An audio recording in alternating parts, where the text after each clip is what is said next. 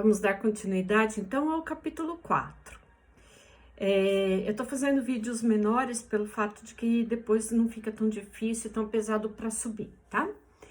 Olha só, eu vou dar um exemplo para vocês, prático, do que aconteceu comigo com relação às questões de nós ou fugirmos ou lutarmos com relação às coisas que nos acontecem, tá? Até, vamos pensar assim, ontem eu tomava atitudes de acordo com aquilo que agia, né, no meu corpo, nos meus hábitos, vamos pensar assim, que eu já estava habituada e acostumada com aquilo. E aí eu recebi uma notícia preocupante sobre a saúde da minha mãe. E ela mora a quase 900 quilômetros de distância de mim. E com essa pandemia, não é tão fácil assim e rápido a gente chegar lá no instantinho, correto? Num primeiro momento, a minha primeira reação já foi o quê? De tensão, de pensar em questões preocupantes, de recursos, de locomoção, de já pensar na minha vida, já de indo para lá e tudo mais. E principalmente cuidando já de formas que a assegurem, né, com um pouco de recursos que nós temos. Diante dessa situação, eu me peguei já tensa e preocupada. Eu parei, falei, ok, eu já conheço esse lugar. O que eu posso fazer do meu lugar hoje, né? Então, quer dizer, eu já saí do momento em que eu estava de equilíbrio, ok? Que é a tabela do capítulo 3, que ela traz pra gente, que a gente oscila, né? E eu saí do momento presente, da minha vibração, e já fui pra preocupação, já fui pra atenção. Na mesma hora, eu organizei as coisas mentalmente e falei, bom, o que eu tenho aqui? O que eu posso fazer aqui? E aí, eu falei, cara, eu sou terapeuta floral. Olhei para os florais, olhei para uma possível situação na qual ela está, procurei os florais que tem lá na cidade, né? Pensar assim, falei, tem que ir atrás. Consegui a pessoa e consegui alguém que já entregasse esses florais para ela. Fiz o pagamento, ok. Mas isso demorou uma média de umas 2 horas, porque eu entrei automaticamente na dor, né? No sofrimento de criança, né? Porque você fala, a primeira coisa é mãe. Aí você fala, meu Deus, né? Eu tenho que fazer alguma coisa, eu vou fazer alguma coisa. E como a Rimo, vamos pensar assim, a filha mais velha, eu tenho que fazer algo. Então a gente sai dos nossos momentos, né? E a Penny fala, né, no capítulo 4, que nós, né, o nosso corpo, ele se prepara para agir com base numa ideia brilhante, por exemplo. Até que alguém diga, ou você mesmo diga a você, não sou inteligente o suficiente. O mesmo acontece quando dizemos, quero ganhar mais dinheiro, mas não sei como. Então, a nossa consciência do corpo sente a mesma espécie de consternação que sentiu quando era bebê, e o amor não encontrou resposta ao voltar até nós. Ele não consegue compreender o conceito de negatividade e não existência. E enquanto luta para entender o que deve fazer, ficamos presos. A falta de segurança, nesse momento em que nós nos projetamos, né? É uma das lacunas que fica no nosso subconsciente e que é para onde a gente vai. E quando ela fala, né, que você tem um instinto ou de fugir ou de lutar, é essas lacunas que nós vamos. Que ela diz que do mesmo modo, fingir ignorância, temer perdas ou dificuldades, ou evitar experiências diretas que envolvam o corpo, emoção, mente e alma, as lacunas dão-nos a ilusão de impossibilidade, o que desestimula a expressão pessoal e retarda o movimento da onda vital. Então, o que eu fiz naquele momento daquela notícia? Eu fui para essa lacuna. Por quê? Eu me coloquei na lacuna da ilusão da impossibilidade. O que acontece aqui? Não acontece nada, não posso fazer nada. Além do que, eu me esqueci por um breve instante da minha confiança, da minha fé no Criador de tudo que é. Então, peraí, vamos organizar o que eu posso fazer do meu lugar. Porém, a descarga elétrica no corpo foi grande. Então, a gente precisa retomar esse controle. Então, o que a onda fez? A onda veio e me derrubou, me jogou. E aí, ok, eu levanto e volto para minha sintonia. É dessa forma que ela traz, tá? Então, olha só, projetar-se para fora do aqui e agora, em lugares e épocas também, que nos alija do corpo e do próprio sucesso. O consciente fica em outro lugar e não pode receber percepção, instrução e amor da alma, e os quais fluem até nós por meio do nosso corpo, porque nós não estamos nele. Sabe aquelas pessoas que você está conversando com ela, aí você fala assim, olha, né? No caso, vamos pensar como terapeuta floral, como consteladora, você fala para a pessoa, olha, aqui existe uma, vamos pensar, insegurança da sua parte, que compreende a tal movimento seu assim, assim, assim. O que a pessoa fala para você? Olha, não, então, porque eu me lembrei que lá na minha outra vida, na minha vida, não sei aonde, que eu fiz uma regressão e que lá nessa vida eu era assim.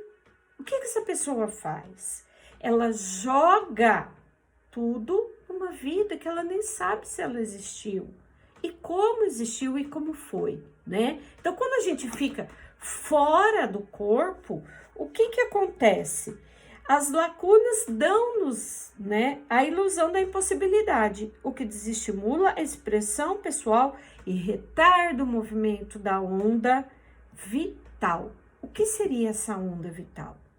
Vamos pensar assim, nas constelações, o estar presente, né? Da mesma forma que a física quântica fala sobre o estar presente. Dentro do Theta Healing também, o estado de presença e também o processo de manifestação. Por quê? Eu manifesto, mas eu não sei se realmente aquilo está de acordo com o meu coração, de acordo com aquilo que eu quero. E principalmente, se eu tenho certeza que aquilo faz parte de mim. Ok? Aí ela fala o seguinte, projetar-se para fora do aqui e agora, em outros lugares e épocas, também nos alija do corpo e do próprio sucesso. O consciente fica em outro lugar e não pode receber. Eu já falei sobre isso, desculpa. Como ninguém está em casa para receber orientação superior, subconsciente ganhará o controle e reagirá automaticamente às situações como fazia preso no passado, tá?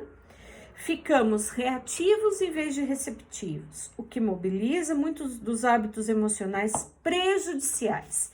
Não vivendo no nosso corpo nem nossa vida, adiamos o nosso crescimento e acabamos nos sentindo presos.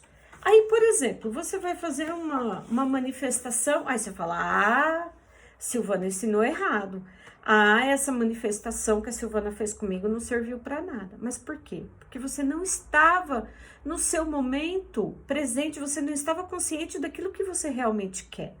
Então, aí fica fácil realmente jogar a culpa nos outros, ok? Continuando, por ser que estejamos nos apegando a convicções ou posses de segurança, nos controlando para não expressar a nossa verdade ou nos excedendo, controlando as pessoas ao nosso redor com uma exposição do tempo, nos apegando ao ressentimento, rancor ou injustiça. Dessa forma, talvez nós evitemos mudar. Sempre que contraímos, né, qualquer movimento e qualquer situação, Por exemplo, eu me excedi numa primeira preocupação. Epa, é caso de cirurgia, o que acontece aí, né? Então, vamos lá, o que eu posso fazer nesse momento daqui? Então, quando a gente quer controlar a situação, ou mesmo se a gente excede, que é o caso da luta, ou se a gente sai fora, vai para outro lugar, ou se apega ao passado, nós vamos fugir da situação. Dessa maneira, o que acontece? Sempre que contraímos a energia e tentamos pausar ou parar uma onda, desaceleramos o próprio fluxo e baixamos a frequência, o que leva a perder oportunidades. Além disso, ficamos esgotados ao tentar represar o rio. Quando se agravam os padrões de espera, transformam-se em obsessões e fixações. Quando nós tentamos lutar com algo que não é inerente a nós, que é algo que a vida leva esse fluxo, nós nos sentimos esgotados porque nós estamos lutando realmente contra algo que não tem mais o que fazer. E o que eu posso fazer nesse sentido? Buscar meios, recursos e pessoas que possam nos auxiliar. E aí eu volto nesse fluxo da onda, no fluxo de que eu posso, junto com essa onda, descer, mas não lutar contra ela. Se eu luto contra ela, eu faço uma força desregrada e que isso vai esgotar o meu emocional e o meu físico, ok? Quando nossa percepção está embotada, as emoções tornam-se apáticas e o corpo torna-se letárgico. Criamos um problema insolúvel e ficamos temporariamente incapacitados de nos mover. Nunca foi fácil de nos libertar, ela diz. Apesar das lutas e dificuldades, lembramos que estamos flutuando num rio, que corre um destino certo, conhecer a nós mesmos como nossa alma. Porém, a luta contra o sofrimento e o medo do vazio nos esgota. E por fim, entramos na fase em que vemos com clareza que os velhos hábitos e as formas já perderam sua utilidade.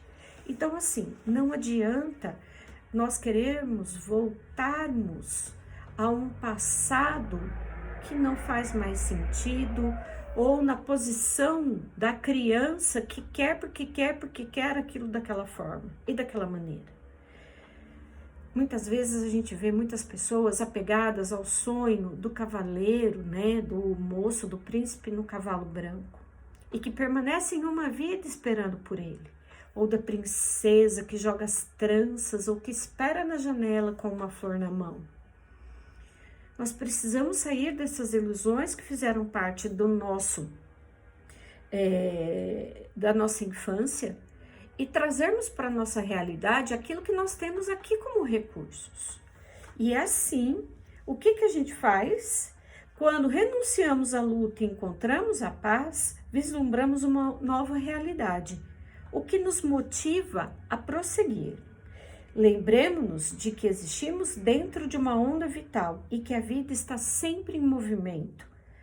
As ondas têm cristas altas e depressões fundas. A sensação de prisão é apenas a indicação de uma virada iminente.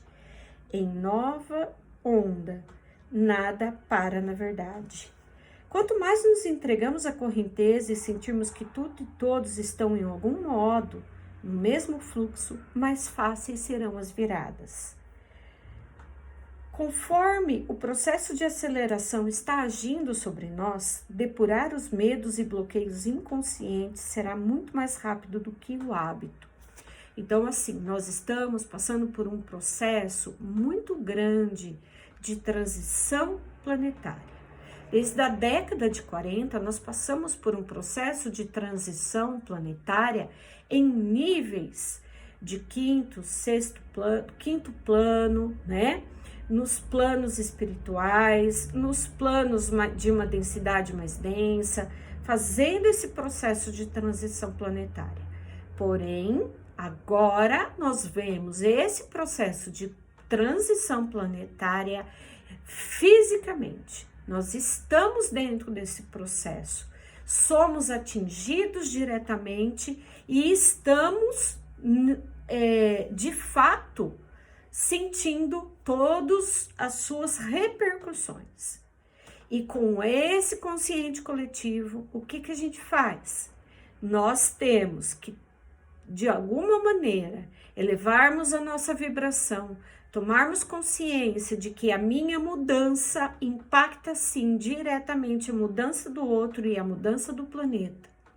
Por mais que nós falamos, nós somos uma pequena centelha, mas nós somos a centelha que faz a diferença. Porque com a minha energia, eu impacto diretamente, vamos pensar, os meus filhos, os meus pais, os meus clientes, os meus amigos, os meus familiares e a minha comunidade. Então, nós, nesse momento presente, não podemos mais ficarmos nas elucubrações mentais, né? Nas nossas feridas emocionais e no nosso sofrimento. Por quê? Porque tudo isso faz parte do passado. E quando deixamos de pensar principalmente em nós mesmos e em nossa autopreservação, sofremos uma transformação verdadeiramente heróica da consciência. Joseph Campbell. Então, quanto mais somos, né, que ela diz aqui, que somos um ser vibracional em um mar de vibrações, precisamos aprender uma maneira totalmente nova de usar a força de vontade, pois a obstinação que tantas vezes nos faz agir pois é a obstinação que tantas vezes nos faz agir como paredes. E aí ela diz o seguinte: não queira fazer mais nada. Querer é poder. Essa foi uma outra lição moral que ficou nos gravada. Depois de anos mantendo nosso sucesso por meio da força de vontade concentrada e inquebrantável, estávamos exaustos. Não queremos mais nada. Estávamos fartos de todas as vozes que diziam a nós o que fazermos. Foi então que percebemos que havia um bom uso da boa vontade. Força de vontade não é resistir, forçar nem controlar, é escolher. E existem apenas duas opções básicas: sentir-se expansivo, amoroso e ligado às altas vibrações da alma, ou literalmente ser a alma, ou sentir-se contraído, temeroso, imerso nas vibrações baixas do sofrimento, não ser a alma. Então, nós podemos escolher aquilo que nós queremos. E ela diz mais ainda: siga o fluxo, ele sabe aonde ir. Basta confiar na sabedoria e no plano que estão por trás do fluxo de energia e seguir com o rio vital na direção em que ele vai. Nas corredeiras ele se enfurece, outras vezes desaparece no subsolo, para depois reaparecer fluindo placidamente. Às vezes estamos sendo, às vezes fazendo, às vezes tendo. O que acontece? Não adianta a gente ficar lutando bravamente, né, contra uma determinada situação. Nós precisamos dessa flexibilidade, a flexibilidade do bambu. Vem as dificuldades, eu me curvo, eu balanço, mas eu não me quebro. Então, nós precisamos, nesse sentido, quando ela diz, né, que o momento da virada na crista é quando atingimos a visão mais materialista e extrovertida da vida, quando a materialização se completa e nos sentimos bem-sucedidos nas alturas. Nos termos da física, a onda se tornou a partícula. Ou seja, nós dizemos sim a este universo, a este movimento de fluidez na nossa vida. E saímos de um processo de estagnação e percepção congelada, tá bem? Até daqui a pouco.